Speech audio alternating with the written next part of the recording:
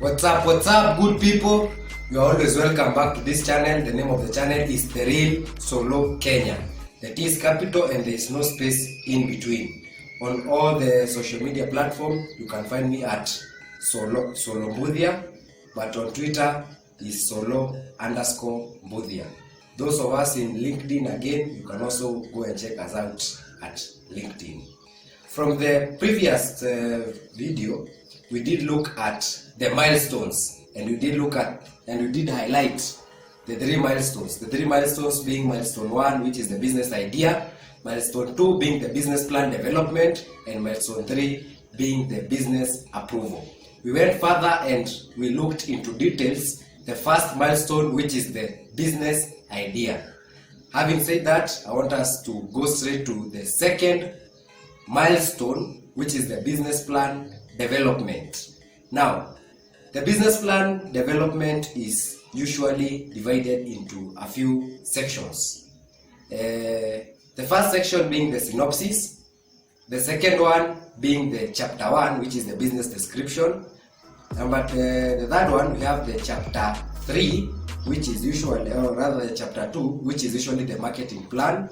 Now we have the third one, chapter 3, which is the organizational plan. Number 4, we have the chapter 4, which is the operational plan. And number 5, we have the chapter 5, which is the marketing plan.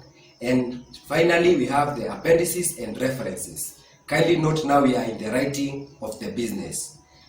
Before I go into details, I want to first of all look at the mistakes, some of the common mistakes that people do while writing their business plan or at this stage of the business plan.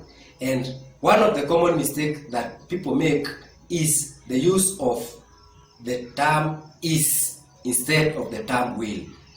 Please remember that you have not started writing the business plan, so you cannot use is.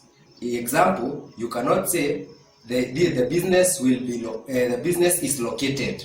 Rather, you are supposed to say the business will be located at point A or at point B. I hope you have taken note of that. The second common mistake that I find people make is writing the business plan in highlights. Remember, this is a document, so you are supposed to write each and everything in prose, or rather in paragraphs. That's what I mean by that. Having said that, let us go to the first one, being the first thing in the chapter milestone 2, which is the business plan development. And the first thing is synopsis. Under the synopsis, you are supposed to write about the executive summary. The executive summary, now that one you will be highlighting, you will adequately highlight what is entailed in your business plan. Under that area, please note, you will describe or you will slightly highlight the chapter 1, the chapter 2, the chapter 3, chapter 4, and chapter 5. You will write about it in just highlighting. Once you are done with that, you will again go and talk about the definition of terms and abbreviations. Under that, maybe while you are writing the business plan, maybe there are some very lengthy words that you will be using. For example, a name of an institution.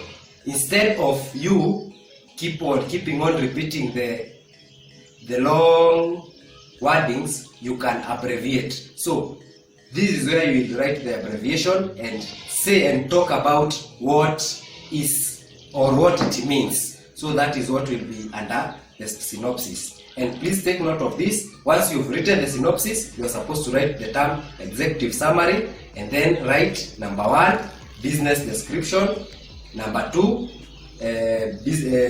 number 1, business description, and then you talk about it. Let's say you go to chapter number 2, you talk about the marketing plan. Number 3, you talk about the organizational plan, and then you write number 4 and then write about the operation plan. And number 5 again, you adequately highlight about the financial plan. So we've already talked about the first one, which is the executive summary. We've talked about the definition of terms. So once you are done with that, you will go straight to chapter 1, which is the business description. Under the business description, this is where you will start by saying what the name of your business plan will be, adequately or with a lot of emphasis. Once you have written about the business name, you will continue. Please note, not highlighting, not in point form, but rather in paragraph. Make it a paragraph. You talk about the location and the address of your business. Once you are done talking about that one, you will talk about the form and type of ownership of your business. Form and type of ownership rather. You further continue and write the production and the services that you will be offering. You will justify that the business that you are writing is viable. Once you are done with that, you will say highlight, or not highlight rather, but write on which industry your business is in. You continue again, still in the business description. You talk about the business goals. What are the goals that you intend to achieve once you've started that business? And finally, you will talk about the entry and the growth strategy. And that again is now how you plan now to get into the market. You will write that one. Remember, all that which is supposed to be in the chapter 1, which is the business name. Please note this, that wherever you are talking about those 8 things that I have talked about, you are supposed to write it as now 1.0. We continue going downwards.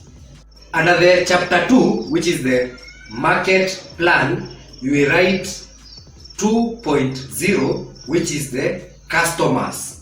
Under that, you will in details talk about who your intended customers will be.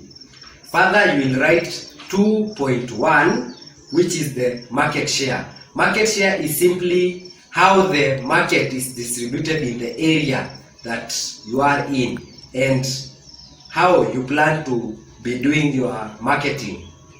And you continue to 2.3, which is the competition. Under competition, you will talk about the business that you intend to start writing, or you intend to start. Who are the competitors? It's obviously you cannot start a business that does not have competition, or rather, even if you start a business and there will be no competition, you can be sure, should you start prospering, other people will start starting the similar kind of business like the one you intend to start. So you must talk about how you intend to cope with the competition. Further, you will write 2.4, which is the method of promotion and advertising. Under that, you will talk about how you will be producing your products and how you will be making, or you will be advertising the products that you intend to be selling.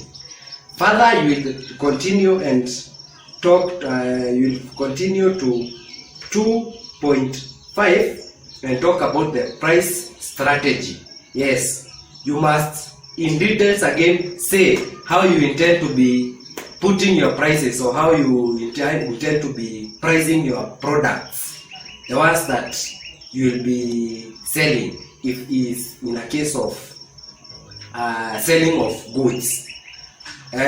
We continue and talk about the 2.6, which is the sales strategy. Under that, you adequately talk about how you intend to be making your sales. Will you be going to the people direct will you be calling customers, or will you be delivering to them? You can talk about such things under that section.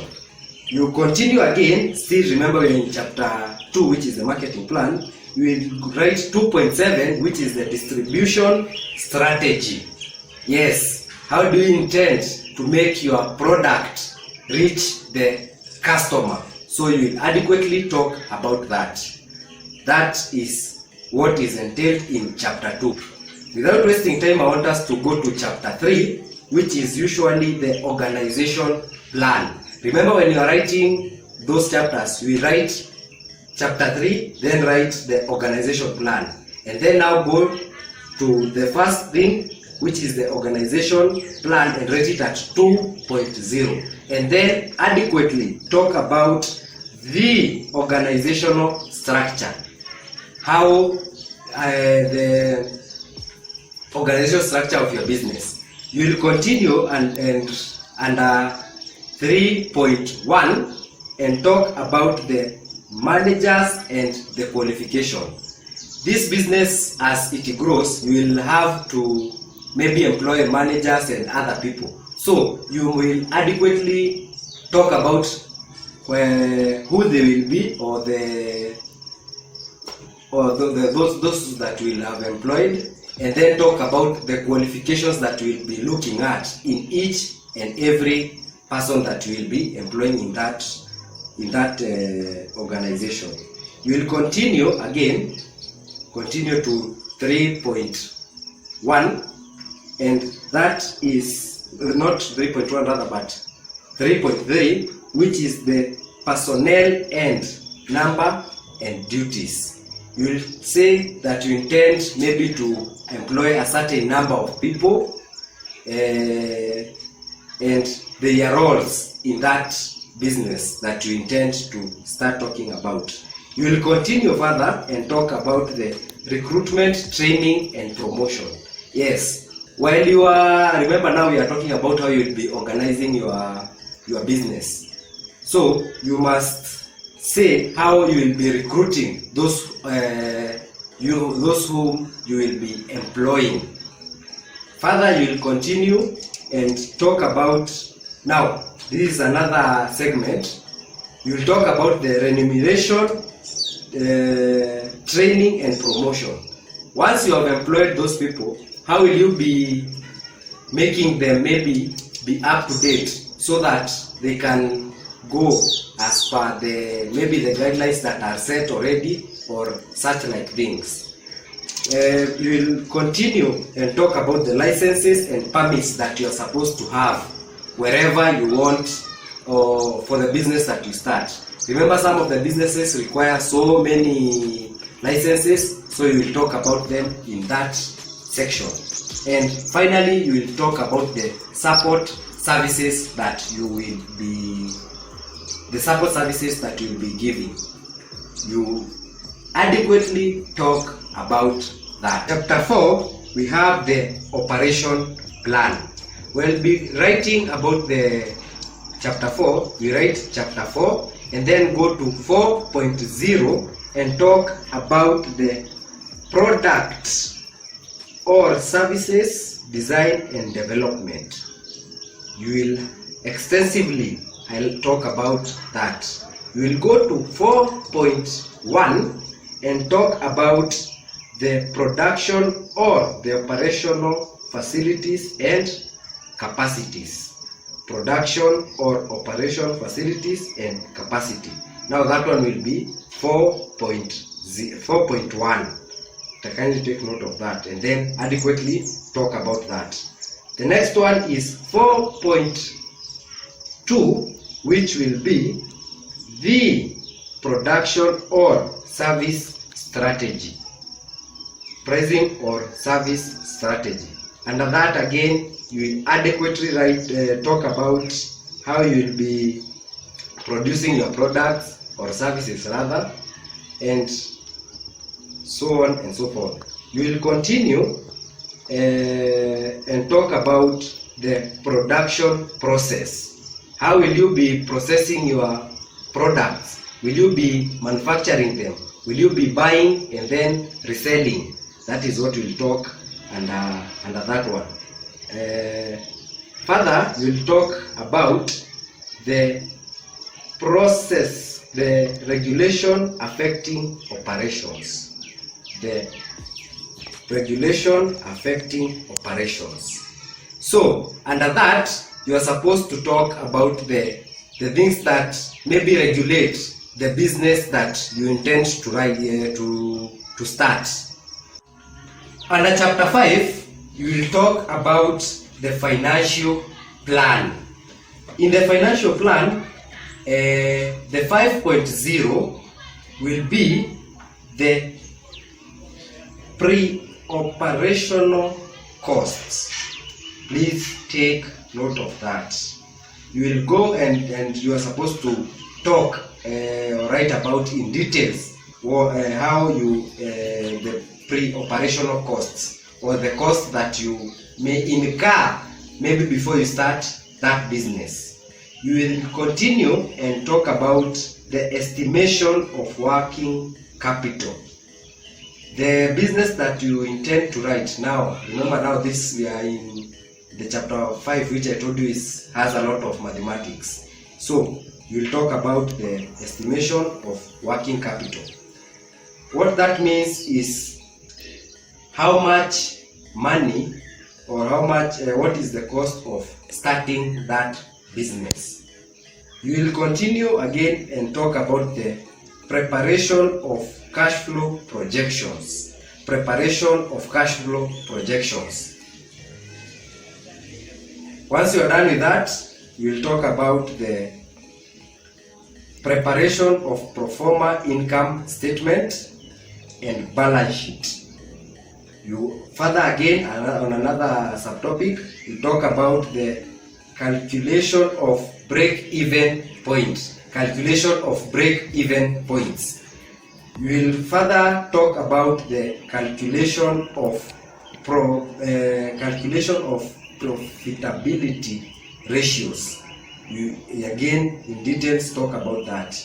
Finally, we will continue and talk about the desired financing for your business, and then you will conclude by the proposed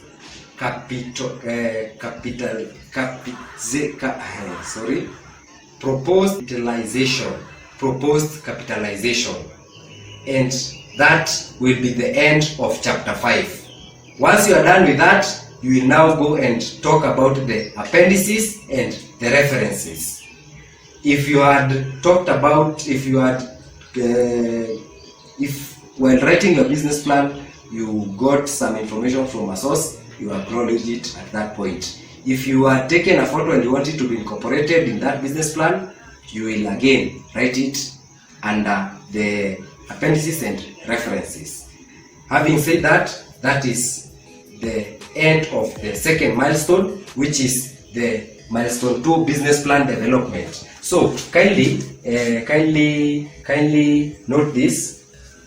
Wherever you will be writing that business plan, should you be in the chapter 1, the business name, it will start from 1.0, and then all the things that I've talked about will be 1.0, 1.1, 1.2, 1.3, like that. Once you go to chapter 2, you will start with 2.0 going downwards in each and every subtopic that I've talked about. So you do all that from chapter 1 to chapter 2. Taking note, should you be in chapter 3, you start with chapter 3. Should you be in chapter 4, you start with 4.0. Should you be in chapter 5, you start with 5.0 going downward. 5.0, 5.1, like that. Having said that, do have a really nice day. I hope this video has been of assistance, and now I hope you can write that business plan. In the next video, we'll talk about the third milestone, which is the business approval. Having said that, do have yourself a lovely day. In the next video, we'll be talking about the third milestone, which is the business proposal. So kindly watch out for the next video, we'll be talking about the third milestone, and we'll be concluding on everything under the business plan. So as you do that, I want to thank you so much. Kindly continue subscribing and hitting the notification button so that you can be getting the notifications as the video comes in. Having said that, thanks so much, people.